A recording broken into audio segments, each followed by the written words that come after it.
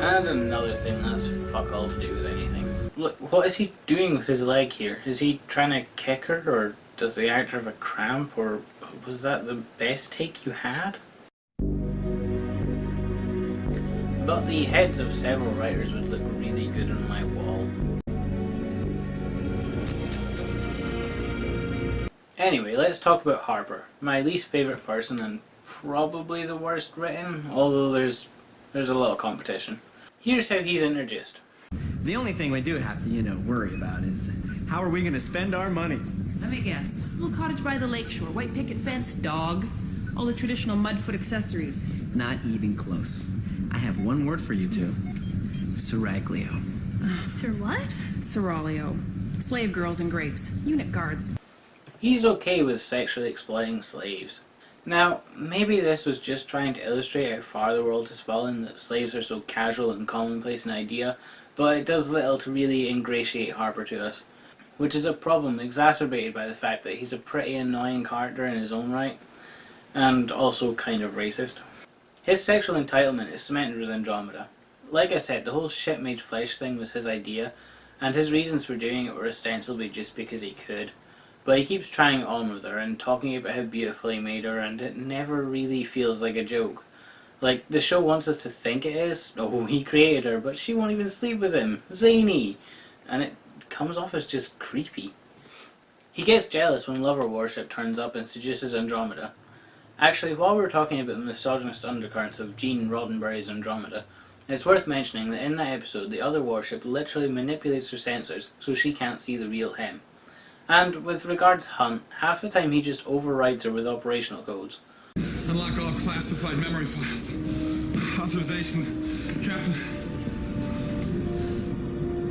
Authorization. Lieutenant Commander Dylan Hunt. Argosy Special Operations Service, Division 5. Override code Gray Break 719. Andromeda isn't a person, but the show keeps telling us that she is, and then treating her really poorly. This is why you don't give your computers souls. It's an ethical nightmare. She was not a stripper. Her name was Dusky, and she was a professional dancer. Someone needs to unpack that shit with you, Harper. Anyway, like I said earlier, Harper is a man of ill-defined talents. They have him as an engineer in the beginning, but he's also great with computers and androids and quantum theory. I guess these must be really easy things to learn because in his backstory he grew up in a ravaged, inhospitable Earth as a refugee. In a Harper-centered episode, Percy dumps the whole library of Commonwealth knowledge into his head, which naturally leads to him going insane. He also starts building the first jet to break the sound barrier, for fun. I think they still have this lying around as his pet project, but it's never explicitly mentioned again. I really want to have him fly around space one time to save the day. It'll be like in Doctor Who, only fucking stupid rather than silly and charming. I'm off topic again. In one of his lucid moments episode, we get this little bit. I know I got something. Something I never had before. Knowledge. You built a time machine! Harper, you literally invented teleportation and time travel. Actually, this whole inventing time travel is a real sticking point for me. They never really mention it again. There's one episode where they have a garage sale and they're having to sell the light fittings. Hey, why not sell the teleportation tech? Okay, maybe time travel is a bit dangerous, but ordinary people would have use for teleportation. You'd be minted. You'd never again have to explain where you're getting the money for all the missiles you fire uselessly into the void. I do have to give it to the actor though. There's a scene where Harper is being tortured and I wasn't laughing. It's actually pretty dark. He gets over it before the episode is even finished though. Don't worry, there's no character growth or anything like that.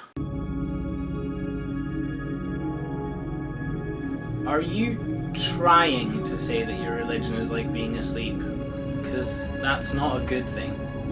This is Rev. He's a Magog. So now I have to talk about the Magog. The Magog are a plague-given sentience. They routinely rape people. They plant their eggs in their victim's stomach and, paralysed but able to feel pain, have the Magog babies grow inside them until they hatch and eat their way out of the gut. But Rev doesn't do that. He's religious. He follows the Way, which is either the only religion left or the dominant one. It's not very clear. The Way itself remains pretty vague throughout, which is kind of ironic if there's one thing I expected to be a contradictory, ill-thought message religion. Wayism's version of God is the divine, which appears to be the sentience under the universe or something. It strikes me as a little like Buddhism, basically harmless but still insisting on nonsense like karma or whatever. We find out in one episode that Wayism was founded when a holy man, presumably paralysed and being eaten from the inside out, taught a Magog about the old religious leaders of Earth. This isn't elaborated on. Which religious leaders? What teachings? The bits about conquering your enemies through violence seem unnecessary given what we hear about. A couple of episodes refer to instances where Magog attacked a planet or system and everyone in it dies. One in particular mentions a place called Kingfisher, where the Magog wiped out 3 billion people in 5 days. Most of the Magog see this as a great victory, but it makes Rev sad. I actually kind of like Rev, personally. Sure, he wants to rape and kill everyone in Andromeda, but who doesn't? But he doesn't! That's a good thing. And at the end of many episodes he's there to give advice to a relevant character, which is usually fairly sound or at least well-meaning, and attempts to give the episode meaning, even if it's a retroactive meaning. I'm sorry, I've said meaning too many times now, it's lost all meaning. The problem is that they try, early on at least, to make the Magog somehow sympathetic. Like, they mention that the Commonwealth made peace with them to try and civilise them, and another time Hunt gets all weepy because 200 billion of them die in a Nova Bomb attack, which is fine if it was going with the all life is precious idea, but they don't. In fact, the Andromeda crew kill rather a lot of people, and peeking ahead into Season 2 a bit, attempt to kill trillions of Magog with a Nova Bomb. More on that story later.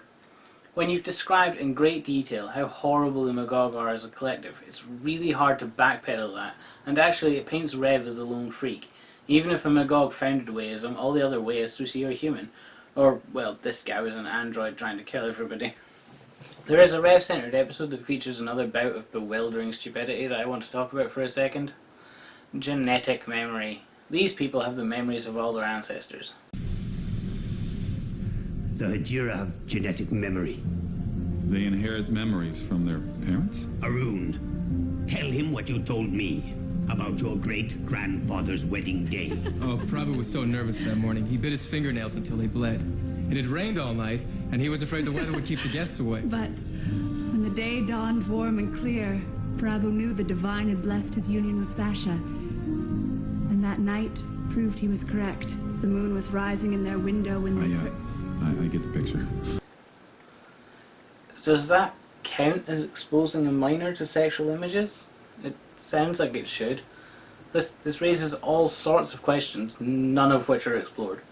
In what I'm sure someone thought was a hilarious reversal, Rev is KO'd and has his genetic material stolen by this woman, who believes him to be divine or something.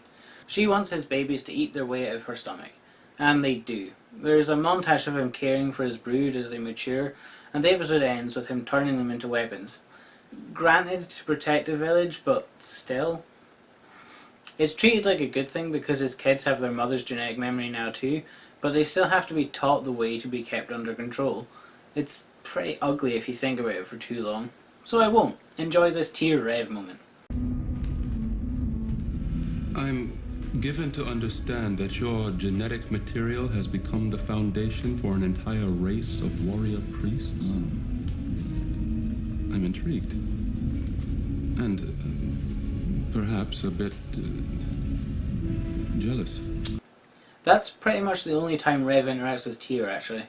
In fact, given that there's only 7 people all on the same mission, it's astonishing how little some of them interact with each other over the course of 22 episodes. Of the brief pairings, the one that raises the most questions is Harper and Rev. Harper has a justified hate for the Magog. They destroyed Earth and raped, killed and ate his cousins. The thing is, he acts fine around Rev most of the time. They were part of Becca's crew, so I assumed they just got to know each other over time. None of this is implied or even ever explained. I was just desperate for some sort of narrative. But then, when Harper has the library in his head, he's getting mad at Rev, ostensibly because he knows everything the Magog have done, as opposed to all the horrible things he's seen them do, and the ones he fills the audience in on when needed. He attacks Rev with a metal pole and Rev shrugs it off. Then Harper says something to him in Magog language and Rev attacks. We never find out what was said, proving that the writers had no idea what to say to piss off Rev so much either. The show desperately wants Rev to be proof that Magog are not all like that, but undercuts itself at every turn. Rev isn't as controlled and peaceful as he claims if words can set him off. And again, it ignores any interesting character interaction. Like, it has this one scene, but none of that lingers, and we have no idea what the relationship has been like. It's just, oh, he's part of the crew, and so we're supposed to care. It's pretty clear that he's supposed to fill the role of spiritual guide, but that makes me wonder exactly why Becca hired him for her crew. She's an atheist, as is Harper, or if not atheist, maybe staunchly agnostic in that way people are sometimes. And Trance was hired after him, and seems to have her own nature fairy belief system going on. I said earlier navigator, but the Eureka Maru has an autopilot, and Becca herself seems to know her way around. I only got a hint of that because on the Andromeda he sometimes tells them where to go in a fight, if Andromeda herself isn't doing that. I guess he found himself giving advice and having an easy way of evangelizing, but I really have no idea what his function was under Becca's command, or even what his function is now. Also, let's note how the makeup changes throughout the series. I think it's at least a general improvement, but it's still jarring. That's approaching clever. It's in the same postcode at least. At the bottom of the character list we have Trance. Magic Fairy pretty much covers it honestly, but I'm not here to be succinct. I'm here to share my pain. On the ship she's the Environmental Control Officer, which is a pretentious way of saying gardener. She looks after the plants, which doesn't help shake the whole Navi vibe she gives off. She's also sometimes a medic, even though she doesn't know what all the organs do. Harper, you have no idea what this could do to you. You're already suffering from insomnia and nightmares.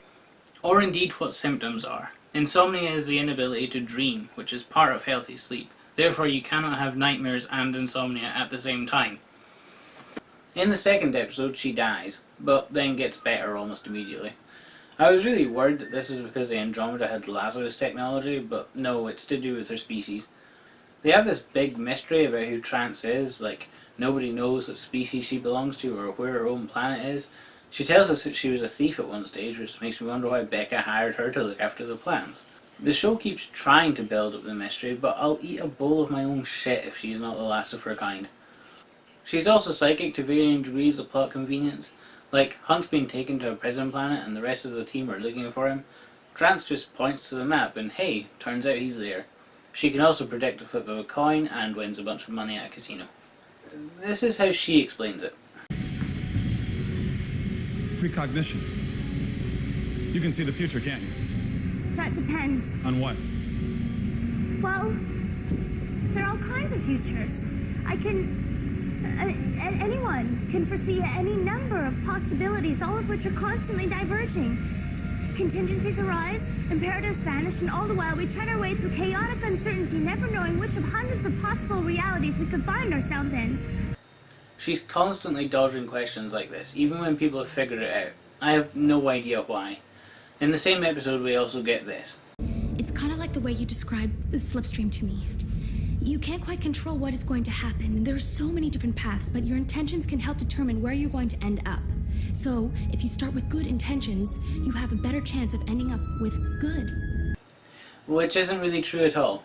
It also implies that she knows what's going to happen and won't explain to him why he's wrong, just that he's wrong, and needs to come to a better conclusion on his own.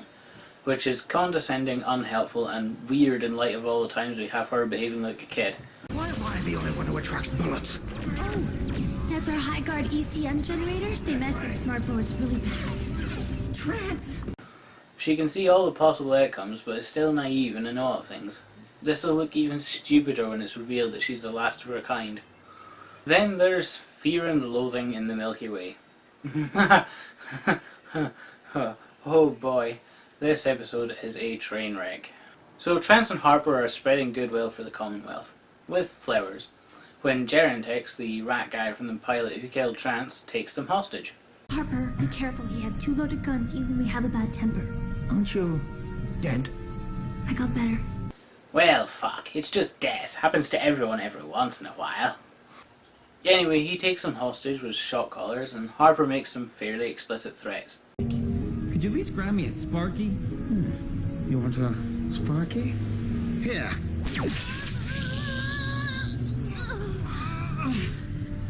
Okay, listen to me, and listen very carefully. Every time you press that button, it hurts a little less. Keep it up. Pretty soon it's not gonna hurt at all. And then I'm gonna break free, crack your skull open, and drink a beer over your fuzzy corpse. And Trance is all upset about this. Why can't we just all be nice to each other? Why? Because that makes for terrible drama. But then, hilariously, this happens. She's quick.